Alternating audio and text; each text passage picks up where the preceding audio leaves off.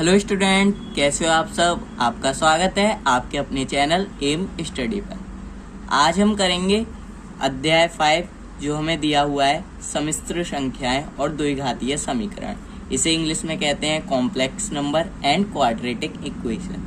आज हम इन सब का इंट्रोडक्शन करेंगे कि इंट्रोडक्शन में होता क्या है, इस चैप्टर में है क्या, हम किसके बारे में पढ़ते हैं, इसमें क्या क्या चीज़ें आती हैं, क्या क्या इसमें टॉपिक्स में सब टॉपिक्स रहते हैं, इन सब के बारे में आज हम पढ़ेंगे। तो चलिए सबसे पहले मैं आपको ये बता देता हूँ कि सम्मिश्र संख्याएं क्या होती हैं। तो सम्मिश्र संख्याएं हमारी वो होती हैं कि ऐसी संख्याओं का युग्म जिसमें एक भाग हमारा वास्तविक और दूसरा भाग काल्पनिक हो, सम्मिश्र संख्या कहलाती है। ठीक है ना। सम्मिश्र संख्याएं क्या कहलाती हैं हमारी, मैं अब आपको लिख करके बताता हूँ। तो देखो, अब हम लिखते हैं सम्मिश्र संख्याएं, सम्मिश्र संख्या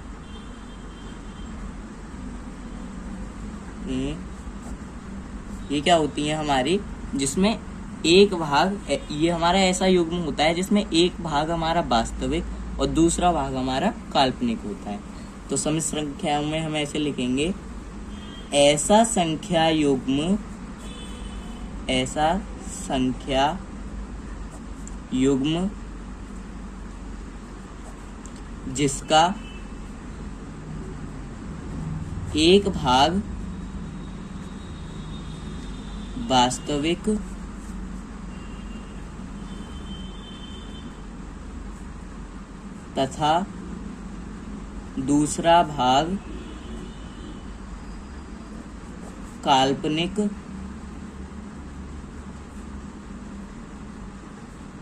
दूसरा भाग काल्पनिक हो, सम्मिश्र संख्या कहलाती है।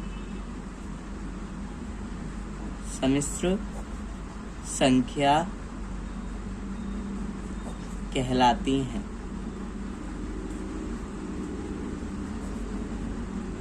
अब दोस्तों देखो, इसमें जो काल्पनिक है इसमें ई इधर आनी चाहिए थी, ठीक है ना। तो आप इसे ठीक कर लेना। तो सम्मिश्र संख्या क्या होती है हमारी, कि जिसमें ऐसी संख्याओं का युग्म जिसका एक भाग वास्तविक तथा दूसरा भाग काल्पनिक हो, वो सम्मिश्र संख्याएं कहलाती हैं। अब जैसे देखो, मैं आपको बताता हूं कि जैसे देखो, z equals to a plus iota b, ठीक है ना। ये चीज तो हमारी होती है वास्तविक संख्या, ए हमारी वास्तविक संख्या होती है, वास्तविक संख्या, और आयोटा वी हमारी काल्पनिक संख्या होती है, ठीक है ना, काल्पनिक संख्या। ठीक है, ये हमारी काल्पनिक संख्या होती है। अब देखो, इसमें हमारे जो काल्पनिक संख्याएं क्या होती हैं, हमने वास्तविक संख्याओं में ये तो पढ़ा है कि रूट के अंदर पॉजिटिव वैल्यू होती है, ठीक है ना। लेकिन अब हम इस चैप्टर में ये पढ़ेंगे कि रूट के अंदर नेगेटिव वैल्यू कैसे होती है, ठीक है। उससे पहले मैं आपको बता देता हूँ कि वर्ड कि हमारे नेचुरल नंबर क्या होते हैं, होल नंबर क्या होते हैं, इंटीजर क्या होते हैं, ये सब। तो देखो, हमारे जो नेचुरल नंबर होते हैं, नेचुरल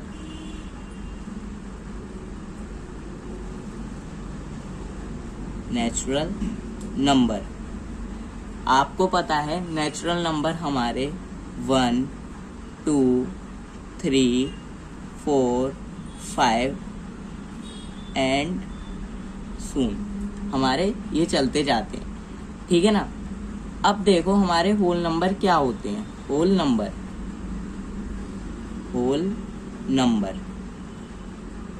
ये हमारे होते हैं, जब हम नेचुरल नंबर से आगे 0 लगा दें तो हमारा ये होल नंबर कहलाया जाता है। 1, 2, 3, 4 और ये चलते जाते हैं, ठीक है ना। ठीक है, ये हमारे होल नंबर होते हैं। अब आपको मैं ये बता दूं कि हमारे जो इंटीजर होते हैं, इंटीजर हमारे क्या होते हैं। अब मैं आपको इंटीजर बताता हूँ।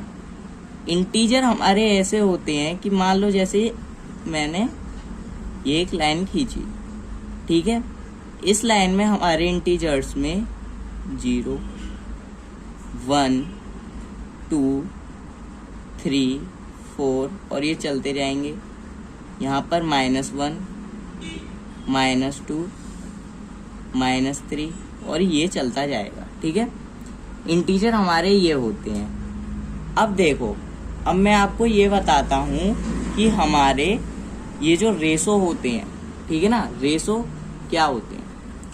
अब देखो, आपको मैं रेशो तो आपको पता है कि 1/2 तो 1 है ना, और रेशो को हम ऐसे भी लिख सकते हैं कि 1/2 ऐसे भी करके लिख सकते हैं, ठीक है।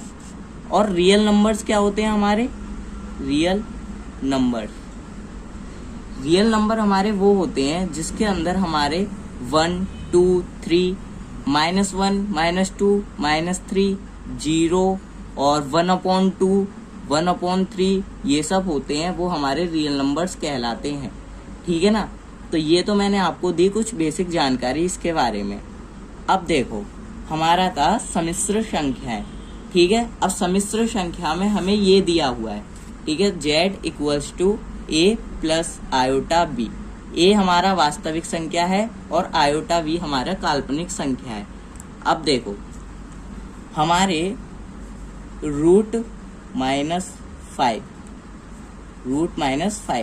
ये हमारी कौन सी संख्या है, ये हमारी काल्पनिक संख्या है, ठीक है ना, ये हमारी काल्पनिक संख्या। अब अगर मैं इसी की जगह पर ले लूं √-3, √-4 या फिर ले लूं मैं √-9, ये सब हमारी कहलाई जाएंगी काल्पनिक संख्याएं, ठीक है ना, काल्पनिक संख्याएं। और वास्तविक संख्याएं हमारी क्या होती है, रूट के अंदर 5, रूट के अंदर 3, रूट के अंदर 4 और रूट के अंदर 9, ठीक है। अब मैं आपको बताता हूं कि जो हमारे ये द्विघातीय समीकरण जो हमने 10th क्लास में पढ़े थे, ये क्या होते हैं, क्वाड्रेटिक इक्वेशन। तो देखो, क्वाड्रेटिक इक्वेशन के बारे में मैं आपको बताता हूँ। क्वाड्रेटिक इक्वेशन, इसे हिंदी में कहते हैं हम द्विघातीय समीकरण। मैं आपको इंग्लिश और हिंदी में क्यों लिखवाता हूँ, जिससे आप जब कॉलेज में जाते हो तो आपको वहाँ पर इंग्लिश के वर्डों का प्रयोग ज़्यादा सुनने को मिलता है, जिससे आपको दिक्कत भी ना हो आगे चल के और आप अच्छे से टॉप करें, ठीक है ना। अब देखो, क्वाड्रेटिक इक्वेशन क्या होती है। हमने 10th क्लास में एक फॉर्मूला पढ़ा था, वो था हमारा ax² + bx + c। ये फॉर्मूला हमने पढ़ा था, ठीक है ना। एक फॉर्मूला हमने सेकंड मेथड से और क्वाड्रेटिक इक्वेशन को हमने सॉल्व किया था, वो हमारी क्या थी, क्या सेकंड मेथड था हमारा क्वाड्रेटिक इक्वेशन के लिए, वो सेकंड मेथड था हमारा क्वाड्रेटिक इक्वेशन सॉल्व करने का कि d हमारा होगा b² - 4ac, ठीक है। एक था b² -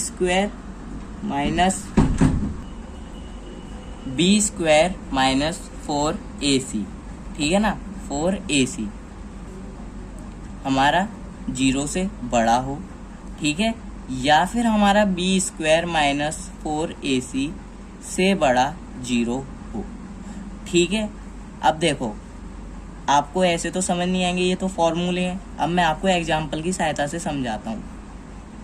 एग्जाम्पल हम ले लेते हैं, जैसे हमने एग्जाम्पल लिया कि x² - 6, ठीक है, = 0। अब हमारा x की वैल्यू हमें इसमें फाइंड आउट करनी है, तो हम कैसे करेंगे कि -6 इधर आकर के +6 हो जाएगा और ये स्क्वायर हट करके 6 के ऊपर रूट में आ जाएगा, ठीक है। अब अगर हम रूट को हटाते हैं तो वैल्यू में हमारा +-6 हो जाएगा, ठीक है। अब देखो, एक और है, एक और एग्जाम्पल की सहायता से मैं आपको समझाता हूँ। ये तो हमारी जो थी वास्तविक संख्याओं के लिए था, ठीक है ना, जो हमारे रूट के अंदर पॉजिटिव वैल्यू थी। अब देखो एग्जाम्पल एक और मैं लेता हूं, x² प्लस 5 में ले लेता हूं इक्वल टू 0।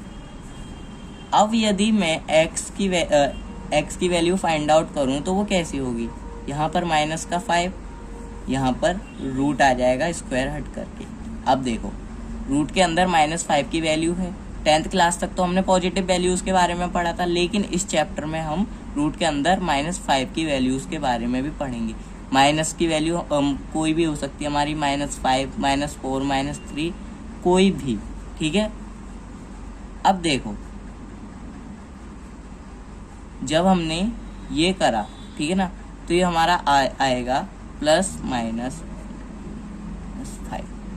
ठीक है। तो मैंने आपको ये बताया, आपको जब आप एक्सरसाइज करेंगे, क्वेश्चन सॉल्व करेंगे इसके, तो आपको और अच्छे से समझ आएगा।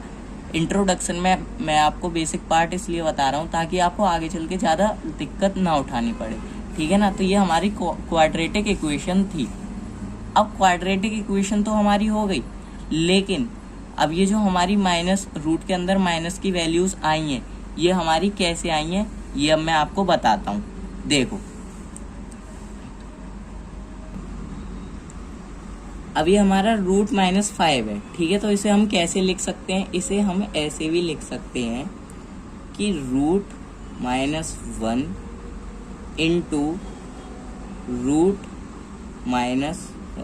5, ठीक है। इसे हम ऐसे लिख सकते हैं, ठीक है ना। अब हम देखो इसमें क्या होता है, सम्मिश्र संख्याओं में हमें एक फॉर्मूला देते हैं कि रूट -1 हमारा किसके बराबर होता है, ये हमारा बराबर होता है आयोटा के बराबर होता है, ठीक है ना, इंटू रूट 5 ये हमारा है। अब देखो इसमें हम क्या करेंगे, ये जो हमारा है रूट 5 ये हमारा आ जाएगा यहाँ पर आयोटा रूट 5, ठीक है। अब मैं आपको ये बताता हूँ कि आयोटा से जुड़े जो फॉर्मूले होते हैं उनके बारे में मैं आपको बताऊंगा, जो इस एक्सरसाइज में लगेंगे। वो फॉर्मूले हमारे क्या होते हैं, अब मैं आपको वो बताता हूँ। तो देखो जिन्हें हम कहते हैं आई के पूर्णांक घात, ठीक है,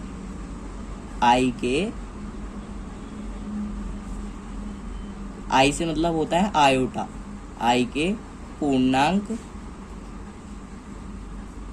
घात, ठीक है। अब आई के पूर्णांक घातों में हमारा जो आई होता है वो होता है रूट -1 के बराबर। अब अगर हम रूट को हटाएं तो वो हमारा कैसा होगा, ये हमारा ऐसे बन जाएगा कि हमारा जो रूट -1 है ये हमारा -1, रूट की जगह पर हम लिख देंगे यहाँ हाफ, ठीक है। अब हमारा आयोटा स्क्वायर होता है -1 के बराबर, जो हम इन एक्सरसाइज में इनका प्रयोग करेंगे। एक आयोटा हमारा होता है आयोटा क्यूब, आयोटा का स्क्वायर फिर इंटू आयोटा, ये हमारा हो जाएगा आयोटा का स्क्वायर इंटू आयोटा।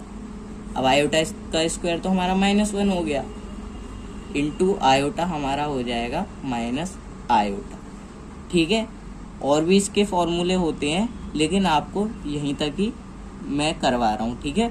और आगे मैं आपको एक्सरसाइज में बताऊंगा, ठीक है। तो ये आई के पूर्णांक घाते थी, जिसे हम आई से आयोटा कहते हैं। तो आपको सम्मिश्र संख्या, क्वाड्रेटिक इक्वेशन और आई के पूर्णांक समझ में आए। अब चलिए हम इससे रिलेटेड और करते हैं। अब देखो इससे रिलेटेड करने के लिए सबसे पहले मैं आपको बता देता हूँ कि हमारा एडिशन लॉ,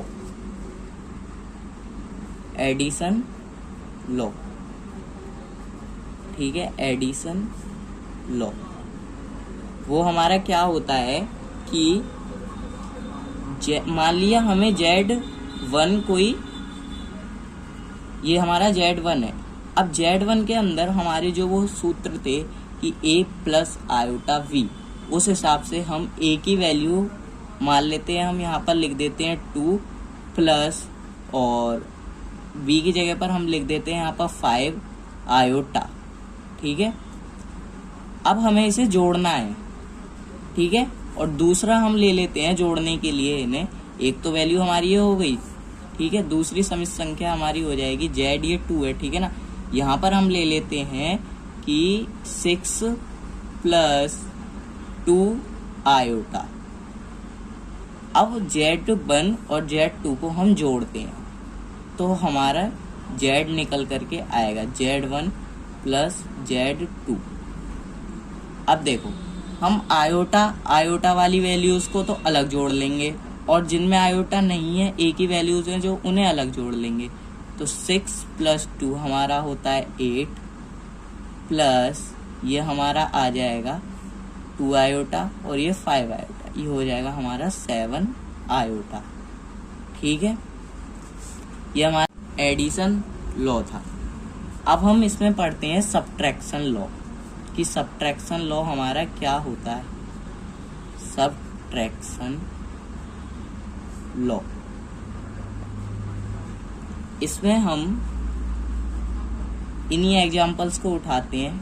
2 अब -5 आयोटा, Z2 को हम लेते हैं 6 - 2 आयोटा। Z की वैल्यू निकालेंगे तो Z2, ठीक है ना, Z2 में से हम Z1 को माइनस कर देते हैं तो Z2 की वैल्यू हमारी हो जाएगी 6 - 2 आयोटा, बीच में माइनस लग जाएगा। ठीक है ना, ये 2 हमारा एज इट इज आ जाएगा और माइनस से माइनस कैंसिल हो जाता है तो ये हमारा प्लस बन जाएगा। ठीक है ना, जब माइनस की माइनस से मल्टीप्लाई होगी तो ये प्लस बन जाएगा 5 आयोटा। अब देखो ये हमारा क्या बनेगा, आयोटा अलग और ये जो हमारी बिना आयोटा की वैल्यूज हैं वो अलग। तो 6 में से 2 गई 4 -2 और ये प्लस, तो ये हमारा हो जाएगा 4 प्लस।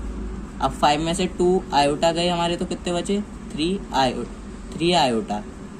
ठीक है, ये हमारा सब्ट्रैक्शन लॉ था, ये हमारा एडिशन लॉ था। मैं आपको एग्जाम्पल की मदद से समझा रहा हूँ क्योंकि एग्जाम्पल से हमें बहुत जल्दी समझ में आता है। अब हम मल्टीप्लिकेशन लॉ देखते हैं। मल्टीप्लिकेशन लॉ हमारा क्या होता है।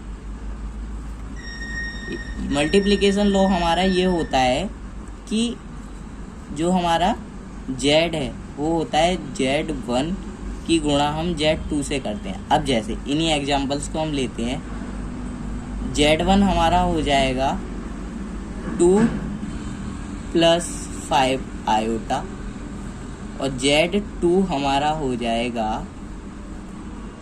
6 + 2 आयोटा।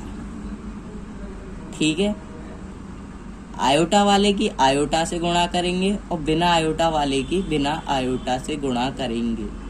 वो हमारी कैसे होगी, 2 + 5 आयोटा की गुणा हम 6 + 2 आयोटा से करेंगे। तो 2 की 6 से मल्टीप्लाई होगी तो 12, फिर 2 की 2 से होगी तो 4 आयोटा, प्लस 5 आयोटा की 6 से होगी 30 आयोटा और 5 आयोटा की 2 आयोटा से होगी तो हमारा निकल करके आएगा 10 आयोटा। ठीक है, ये हमारा निकल करके आएगा। अब मैं आपको इसमें एक और बात बता देता हूँ। तो ये हमारा आया था, जो मैं आपको बात बता रहा हूँ वो थी हमारी कि 5 आयोटा की जब हमने मल्टीप्लाई करी 2 आयोटा से, तो आयोटा की आयोटा से मल्टीप्लाई होगी तो ये हमारा स्क्वायर आ जाएगा। ठीक है, अब देखो आयोटा स्क्वायर हमारा क्या होता है, मैंने अभी आपको बताया था आयोटा स्क्वायर की वैल्यू होती है -1। तो ये हमारा हो जाएगा 12 + 4 आयोटा प्लस 30 आयोटा और प्लस 30 की मल्टीप्लाई -1 से करेंगे तो हमारा निकल करके आएगा 12 + 4 आयोटा प्लस 30 आयोटा -10। ठीक है, अब देखो 12 में से 10 गए हमारे कितने बचे 2 प्लस और 4 आयोटा और 30 आयोटा कितने होते हैं हमारे 34 आयोटा। ये हमारी मल्टीप्लिकेशन लॉ था। ठीक है ना, अब मैं आपको मल्टीप्लिकेशन लॉ की आगे डिवीजन लॉ बताता हूँ। डिवीजन लॉ कि ये हमारा क्या होता है। डिवीजन लॉ हमारा होता है कि ये हमारा Z सम्मिश्र संख्याओं का होता है, Z1 को Z2 से भाग कर देते हैं। जैसे एग्जाम्पल हम जो लेते हुए आ रहे हैं वही कि 2 + 5 आयोटा को हम डिवाइड करेंगे 6 + 2 आयोटा से। अब इसका हम कर देते हैं 6 - 2 आयोटा से मल्टीप्लाई दोनों तरफ, ठीक है ना। 6 - 2 आयोटा से दोनों तरफ मल्टीप्लाई। अब इसकी हम करेंगे इससे, तो हमारा निकल करके आएगा 6 की 2 से करी 12, फिर हमने 6 की इससे करी 30 आयोटा, ठीक है। फिर हमने माइनस के 2 आयोटा की करी 4 आयोटा, माइनस का 4 आयोटा, फिर हमने 2 आयोटा की इस 5 आयोटा से करी, तो हमारा निकल करके आएगा माइनस का 10 आयोटा स्क्वायर। ये हमारा निकल करके आएगा 6 × 6 = 36। ये हमारा आ जाएगा माइनस में, जब 2 आयोटा की करेंगे तो माइनस का 4 आयोटा, ठीक है ना। ठीक है, तो ये आया। देखो 2 आयोटा की हमने 2 आयोटा से करी तो 2 × 2 = 4 आया, और आयोटा की हुई तो आयोटा का वर्ग, ठीक है। अब हम इसमें भी लिखते हैं कि आयोटा का वर्ग हमारा किसके बराबर होता है, -1 के। अब हम इसमें इसे भी इस तरीके से कर देते हैं सॉल्व। अब देखो यहाँ पर इतना हिस्सा हम कर देते हैं, तो 30 आयोटा में से 4 आयोटा गया तो हमारा कितना बचा, 26 आयोटा, और यहाँ पर -10, और यहाँ पर आयोटा स्क्वायर होता है -1, तो ये हमारा आ जाएगा, इसके नीचे था हमारा ये 36 - 4 आयोटा का वर्ग, ठीक है। इसे हम, ये कुछ नहीं है, ठीक है। 12 + 26 आयोटा ये हो जाएगा हमारा, और माइनस की माइनस से मल्टीप्लाई करेंगे तो प्लस का, तो ये हम यहाँ पर हमारा आ जाएगा प्लस का 10, 36 माइनस, यहाँ पर भी हमारा ऐसे ही आ जाएगा, आयोटा स्क्वायर हमारा माइनस में होगा तो 4 की -1 से मल्टीप्लाई हो जाएगी, तो आ जाएगा प्लस का 4। इसे सॉल्व करेंगे तो 12 + 10 हमारा कितना होता है, 22 + 26 आयोटा, 36 + 4 हमारा हो जाएगा 40, ठीक है। तो ये हमारी वैल्यू आएगी निकल कर के, ठीक है। अब डिवीजन लॉ हो गया। अब मैं आपको एक और लॉ बताता हूँ, ठीक है।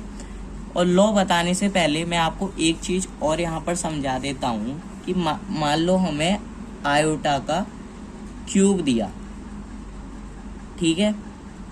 अब आयोटा का क्यूब मैंने आपको एक सूत्र के हिसाब से भी समझाया था और एक ट्रिक के हिसाब से और समझाऊंगा कि इसे हम तोड़ के लिखेंगे, आयोटा स्क्वायर इंटू आयोटा। इसे हम ऐसे लिख सकते हैं, तो आयोटा का क्यूब आ जाएगा, तो आयोटा स्क्वायर -1 इंटू आयोटा, -1 के आयोटा से मल्टीप्लाई करेंगे तो माइनस का आयोटा। अब दूसरा हमारा फॉर्मूला होता है कि अगर मान लो तुम्हें ऐसे दे दिया x की वैल्यू 10, तो इसे हम ऐसे भी लिख सकते हैं कि x² और यहाँ पावर में 5, ठीक है। ये हमारा ऐसे इसे हम लिख सकते हैं। अगर तुम्हें ऐसे दे दे कि x की पावर 5, तो हम इसे ऐसे लिख सकते हैं कि x का वर्ग इंटू x का क्यूब, इसे हम ऐसे लिख सकते हैं, ठीक है। अब अगर हमें आयोटा की पावर 62 दे दी जाए तो इसे हम ऐसे लिख सकते हैं, आयोटा स्क्वायर, तो यहाँ पर 31, पावर की पावर से मल्टीप्लाई करेंगे तो निकल करके आएगा हमारा 62, ठीक है। तो आयोटा स्क्वायर हमारा होता है -1 और यहाँ 31 आया हमारा, यहाँ पर -1, ठीक है। ये हमारा निकल करके आया। अब देखो हम अगर इसमें जब इवन वैल्यू ले रहे हैं, ठीक है, तो हमारी ऑड वैल्यू निकल करके आ रही है, और जब हम इसमें ऑड की वैल्यू लेंगे तो हमारी इवन की वैल्यू निकल करके आएगी। एक ट्रिक हमारी ये होती है कि इवन वैल्यू लेते हैं तो ऑड निकल करके आती है, और ऑड लेते हैं तो इवन निकल करके आती है। ठीक है, अब 2 लॉ और बचे हुए हैं, फिर उसके बाद में वीडियो कंप्लीट और ये इंट्रोडक्शन भी कंप्लीट हो जाएगा, जिसे हम कहते हैं एडिटिव इनवर्स। एडिटिव इनवर्स ये हमारा कैसे होता है एडिटिव इनवर्स, कि मान लो हमें दिया हो z इक्वल्स टू 2 + 5 आयोटा, तो हम इनके साइन उल्टे कर देंगे। कैसे? प्लस का z है माइनस का z हो जाएगा, प्लस का 2 है माइनस का 2 हो जाएगा। ठीक है ना। अब देखो माइनस का 2 करने के लिए हम क्या करते हैं कि माइनस से मल्टीप्लाई कर देंगे, जिससे अंदर के साइन इसके चेंज हो जाएंगे। तो 5 आयोटा ये हो जाएगा हमारा माइनस का 2 और माइनस 5 आयोटा। तो ये तो था हमारा एडिटिव इनवर्स। ठीक है, अब हम इसमें पढ़ते हैं मल्टीप्लिकेशन इनवर्स।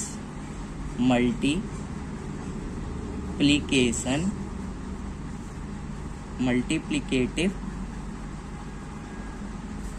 इनवर्स। ठीक है,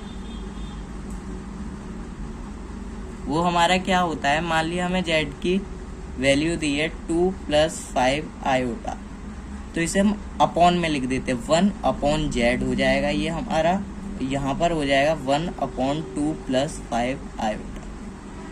तो ये तो था हमारा कॉम्प्लेक्स नंबरों का इंट्रोडक्शन।